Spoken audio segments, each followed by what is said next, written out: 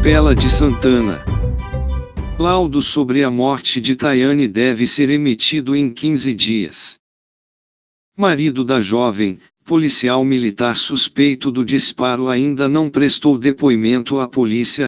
Tayane de Oliveira, 29 anos, morreu depois de ser atingida por um tiro dentro de casa. Tayane era agente de saúde e trabalhava desde fevereiro de 2012 na Estratégia Saúde da Família, ESF, Centro, na cidade. Passados mais de 40 dias, o caso da morte de Tayane de Oliveira, 29 anos, segue sem um desfecho, para desespero da família da jovem, que faleceu depois de ser atingida por um tiro dentro da casa onde morava, em Capela de Santana. O principal suspeito do crime, o marido dela, o policial militar Percy Briatsky, 30 anos, ainda não prestou esclarecimentos à polícia. Desde o dia do fato, na madrugada de 24 de julho, Briatsky está internado no Hospital da Brigada Militar, em Porto Alegre. Um laudo emitido pela médica psiquiatra responsável pelos cuidados com o soldado atestou, no mês passado, que ele deverá permanecer internado por tempo indeterminado. PM que matou esposa em Capela de Santana ainda não foi ouvido pela polícia.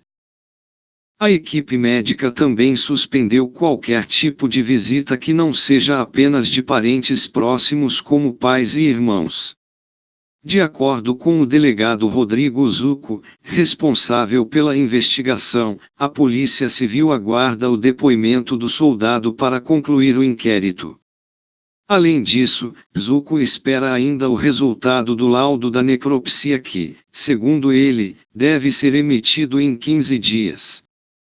Laudo apontará se vítima foi atingida de costas ou de frente.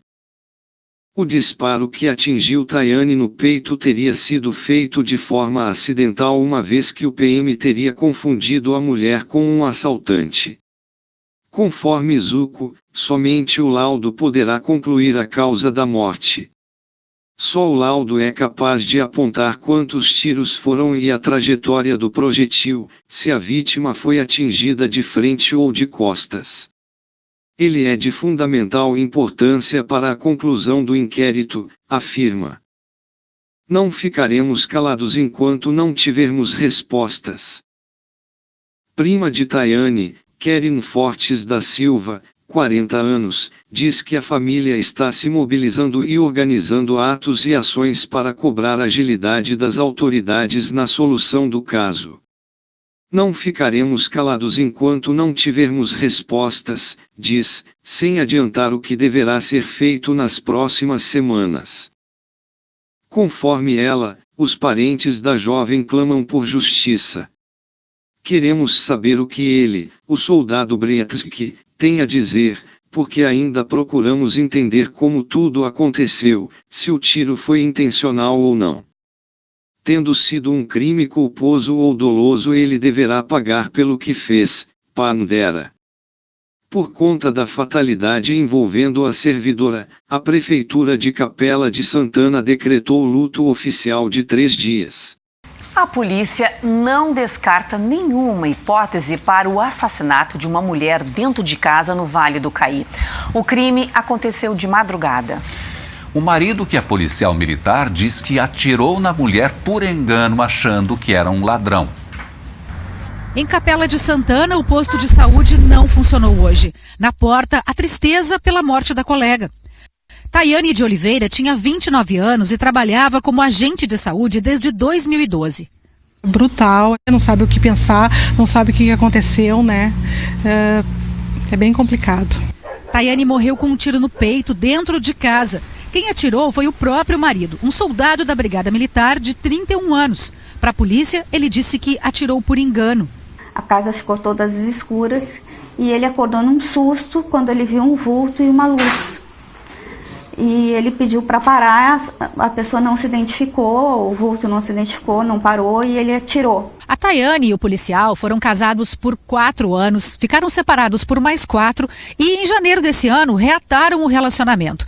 Desde então, eles viviam aqui nessa casa e eram vizinhos de outros policiais militares que moram bem ao lado. Foram esses policiais os primeiros a chegarem aqui na cena do crime. Eles relataram à polícia que quando chegaram, teriam encontrado a vítima já caída. E o colega teria entrado em surto no momento em que se deu conta do que tinha acontecido.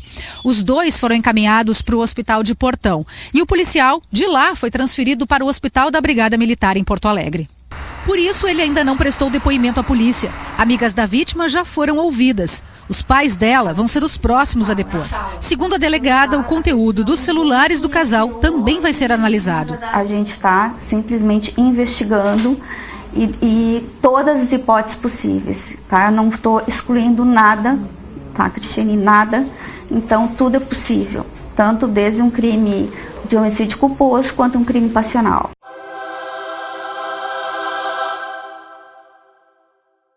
E você vai rever um mosaico de meio século de reportagens sobre a saúde.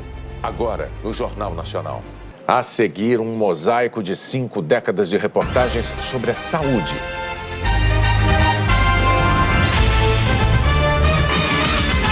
Neste cenário usado entre 2000 e 2009, a reportagem de hoje da série que celebra os 50 anos do Jornal Nacional talvez seja a mais perturbadora, porque entre os temas essenciais que as nossas reportagens tantas e tantas vezes abordaram nessas 5 décadas, todos apresentaram claramente avanços importantes do nosso país e também problemas que ainda nos desafiam. Mas o tema de hoje inclui uma terceira categoria, a dos desafios que o Brasil tinha vencido, mas que sofreram um retrocesso, ou seja, questões em que o país andou para trás. O tema de hoje é saúde. Desde 1969, o Jornal Nacional registrou situações gravíssimas da saúde pública decorrentes da pobreza, da falta de infraestrutura.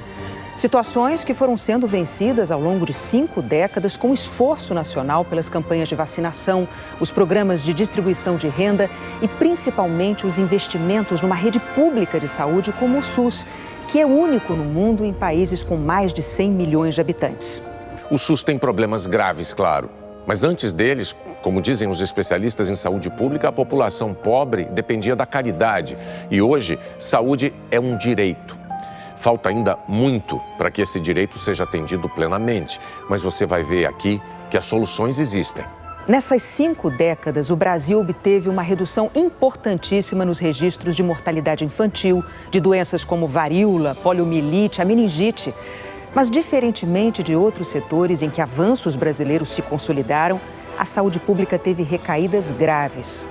A disseminação irresponsável e criminosa de mentiras na internet levou milhões de pessoas a não vacinar os filhos contra doenças que estavam absolutamente sob controle ou praticamente erradicadas. E, inacreditavelmente, no século XXI, um país com mais de 200 milhões de habitantes ainda se vê refém de um mosquito transmissor de doenças que podem matar.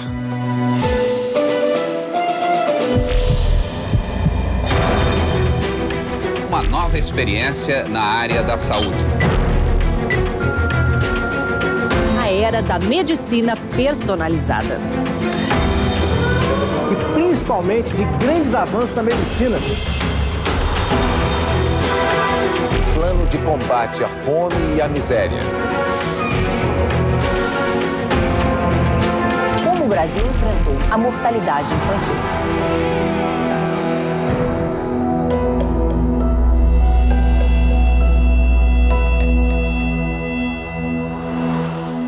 A senhora já perdeu algum filho? Morreu algum dos seus filhos? Já. Quantos? 6. Morreram 6? Nos hospitais, aumenta o número de crianças que são socorridas com fome. Um alerta do Unicef. O Brasil, que tem a 8ª maior economia do mundo, está se igualando aos países mais pobres nos índices de mortalidade infantil. O problema é nacional, mas se torna assustador quando se sabe que em São Paulo, o estado mais rico do país, metade da população infantil não recebe a quantidade suficiente de alimento. Os nanicos nordestinos foram descobertos na década de 60 pelo nutricionista Nelson Chaves. A cada geração, as pessoas diminuem de tamanho. O Brasil está entre os países com os maiores índices de desnutrição do mundo. A dona Maria de Fátima tem 5 filhos e é um exemplo dessa situação.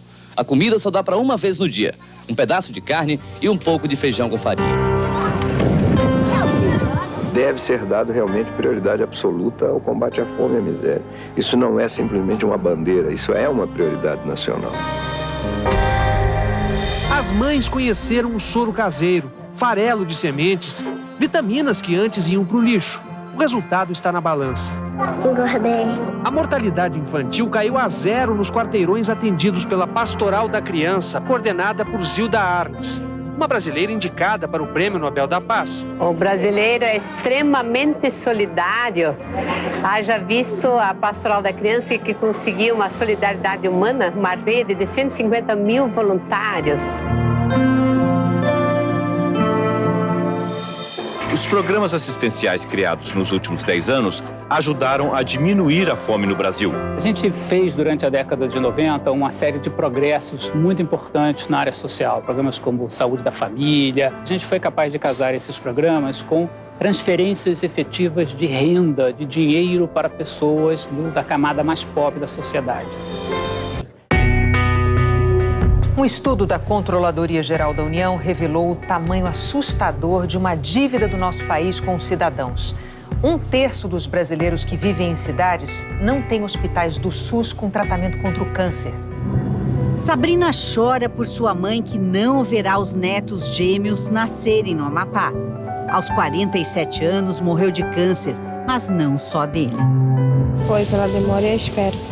Tá com 6 meses que eu ando para fazer esse exame aqui de sangue. E não consegui. Quando chegar aqui, tá essa multidão de gente.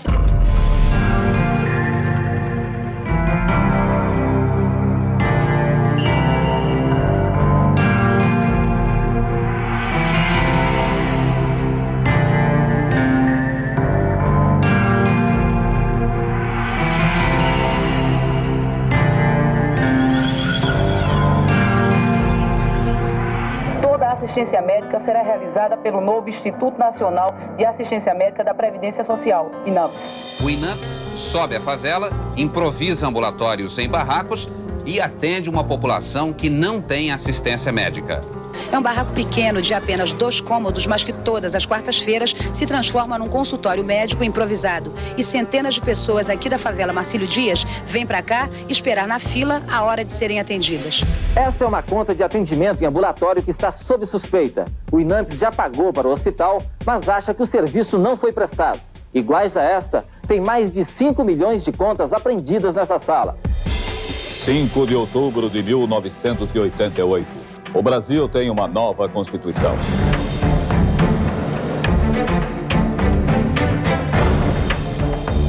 O ministro da Saúde, Alceni Guerra, lança em Brasília o Sistema Unificado de Saúde, o SUS. A diferença é que no SUS, os municípios recebem diretamente os recursos destinados à área da saúde. A meta, o objetivo é facilitar o acesso de todo o cidadão brasileiro, sem nenhuma exceção, ao sistema de saúde. O atendimento médico no país está doente. Greves, falta de dinheiro, superlotação. Os hospitais públicos passam por uma das piores crises de todos os tempos. Um enfermo ficar 4 horas deitado em cima de uma maca de um hospital sem o mínimo de respeito pelo ser humano é vergonhoso. Essa é a nossa realidade. Lá dentro, pacientes em macas espalhadas pelos corredores e salas superlotadas. Acho humilhante isso. Aqui em Santa Rita, na Paraíba, nós vamos mostrar o funcionamento de um programa nacional criado em 1994, 20 anos atrás, exatamente para mudar esse modelo de saúde em crise, muito concentrado em atendimento de emergência em hospitais. É o programa Saúde da Família. Tem tido tosse, seu Zé? Tem. Já há estudos que comprovam a queda da taxa de mortalidade por doenças cardiovasculares nos municípios atendidos pelo Saúde da Família. O que os governos têm que resolver é se valorizam ou não o Sistema Único de Saúde, que é um sistema universal, que é um sistema para todo brasileiro, que tem uma cobertura e, portanto, ele precisa ter um financiamento compatível. Não só um financiamento, mas também uma gestão compatível. A boa gestão pode fazer muita diferença. E há no SUS bons exemplos de caminho para a saúde que o Brasil tanto quer. Deixa seu like, se inscreva e ative as notificações. Até a próxima!